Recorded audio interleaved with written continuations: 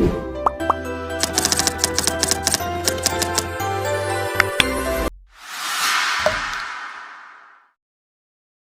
day! Welcome to our video presentation about critical path on a project network. I'll be working with this activity schedule for a project. Here are the following procedures that should be followed in performing critical path method networking. First, construct a project network. Second, perform forward and backward passes. Third, determine project completion time. Fourth, calculate slacks values. And last, state the critical path. We will use this node convention, where A is what activity is being described, and T is for estimated activity duration. ES is the earliest time can start. EF is the earliest finish time. LS is the latest start time, and LF is the latest finish time without exceeding the project time complexity. Now that we have the project's complexity schedule and convention node, let's first make a simple sketch of a project network so that we can visualize the diagram of the full network in the next procedure. Activity A have no predecessor, so they can begin a start. Both activity B and C needs A to be completed. Activity D and E, these both depend on activity B. And activity F, it's depend on activity C. Then activity G, it's depend on activity E and D. Activity H depends on activity E and F. And lastly, activity I, which depends on activity H and G. Activity I have no successor, they go to finish. So here the network with activity nodes displaying the letters and time. So let's begin the forward pass. A has no predecessor, so its earliest start time will be 0. Since it has 5 days to be completed, its earliest finish time will be 0 plus 5, which gives 5. B needs A to be completed before it can start, since the earliest finish time for A is 5. Then the earliest time B can start is 5. And with an activity time of 10 days, they will have an earliest finish time of 10 plus 5, which gives 15. C needs A to be completed before it can start, since the earliest finish time for A is 5. Then the earliest time C can start is 5. And with an activity time of 13 days, they will have an earliest finish time of 13 plus 5, which gives 18. D needs B to be completed before it can start, since the earliest finish time for B is 15. Then the earliest time D can start is 15. And with an activity time of 7 days, they will have an earliest finish time of 15 plus 7, which gives 22.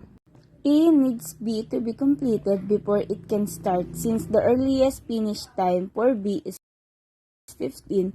Then the earliest time E can start is 15. And with an activity time of 3 days, they will have an earliest finish time of 15 plus 3, which gives 18. F needs C to be completed before it can start, since the earliest finish time for C is 18. Then the earliest time F can start is 18. And with an activity time of 9 days, they will have an earliest finish time of 18 plus 9, which gives 27. G, on the other hand, needs E and D to be completed before it can start, since the earliest finish time for E and D are 18 and 22 respectively, and G needs both of them to finish in order to start. Then the earliest time G can start is 22. In other words, the highest of the earliest finish time preceding activity with the activity's earlier start time can. So G finishes at 22 plus 4, which gives 26. H have predecessors E and F since the highest earliest finish time is 27.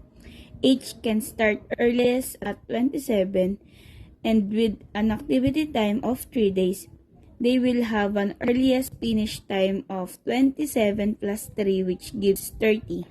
And last, I also have predecessor H and G since the highest earliest finish time is 30. I can start earliest at 30 and with an activity time of 7 days.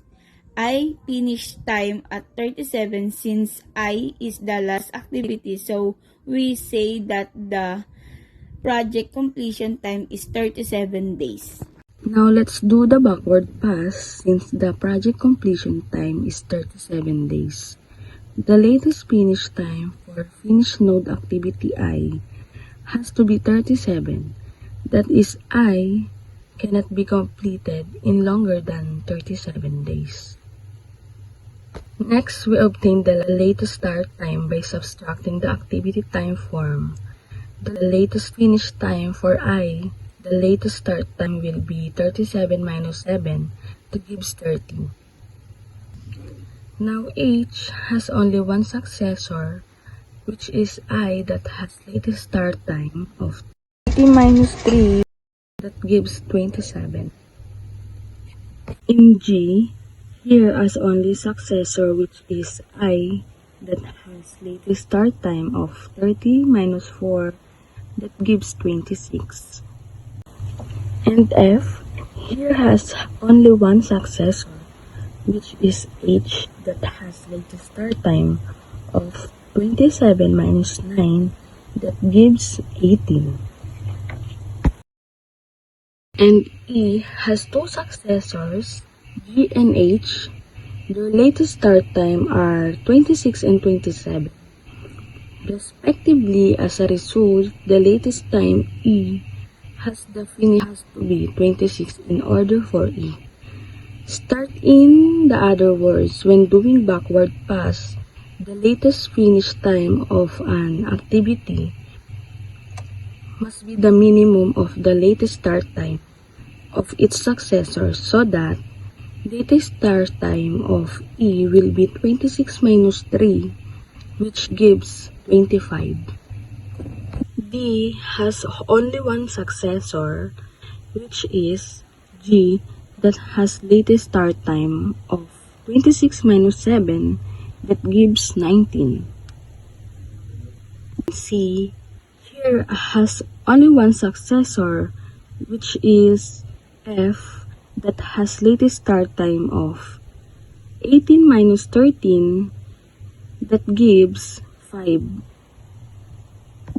B has two successors, D and E. The minimum of their latest time is 19, so the latest finish for E would be 19 and its latest start will be 19 minus 10, that gives 9.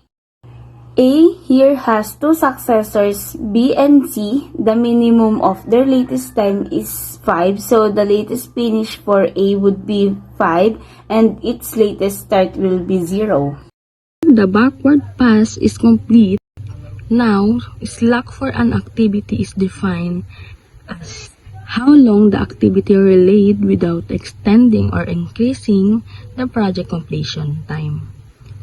And it is calculated as LS minus ES or LF minus EF. So the slack for A will be 0 minus 0 or 5 minus 5, which will be 0. The slack for B will be 4, and for C is 0.